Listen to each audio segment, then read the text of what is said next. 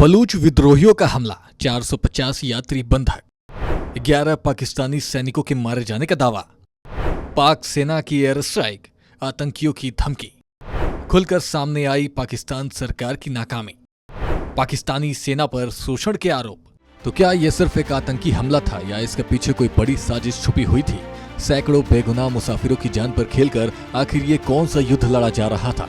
Train hijack कर ली गई थी, यात्री बंधक बना लिए गए, गोलियों की आवाज से पूरा इलाका दहल उठा और फिर जो हुआ उसने पाकिस्तान को हिलाकर रख दिया।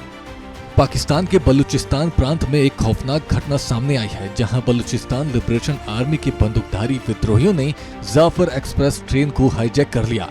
इस हमले में 450 से ज्यादा लोग फंस गए, जिसमें महिलाएं, बच्चे और सुरक्षा कर्मी शामिल थे। रिपोर्ट्स के मुताबिक आतंकियों ने ट्रेन पर अंधाधुंध फायरिंग की, जिसमें कई यात्री घायल हो गए और ड्राइवर भी गंभीर रूप से जख्मी हुआ। तो अब चलिए आपको GFX के जरिए समझाते हैं क्या है बलूचिस्तान लिबरेशन आर्मी। बलूचिस्तान प्रांत में सक्रिय सशस्त्र समूह 1970 के दशक में हुआ था गठन। पाकिस्तान, अमेरिका और ब्रिटेन मानते हैं आतंकी संगठन। बलूच लोगों के लिए पूर्ण आजादी की मांग। पाकिस्तान में लगातार करता है हमले। 2000 के दशक से जारी है संघर्ष। पाकिस्तान सरकार पर शोषण करने का आरोप।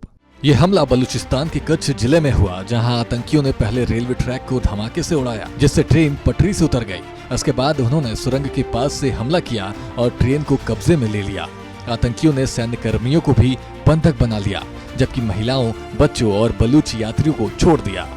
उनके इस हमले में 11 पाकिस्तानी सैनिक मारे गए। हालांकि पाकिस्तानी सेना ने इस दावे की पुष्टि नहीं की है।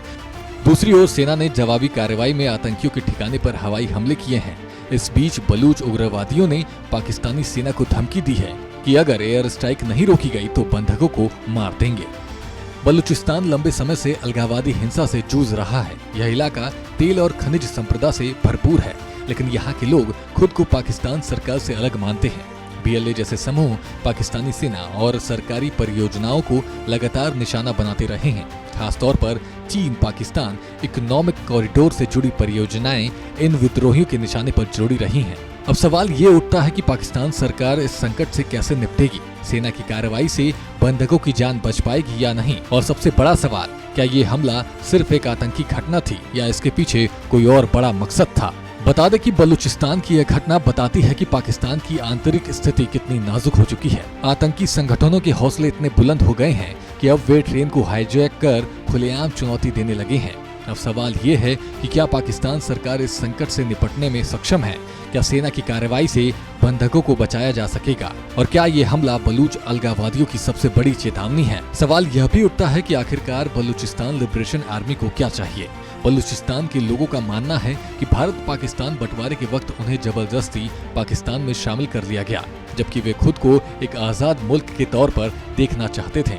ऐसा नहीं हो सका, इसलिए इस प्रांत के लोगों का पाकिस्तान की सरकार और वहां की सेना के साथ संघर्ष चलता रहा, जो कि आज भी बरकरार है। बलूचिस्तान की आजादी की मांग करने वाले फिलहाल कई अलगाववादी समूह एक्टिव हैं। इनमें सबसे पुराने और असरदार संगठनों में एक है BLA यानी बलूचिस्तान लिबरेशन आर्मी।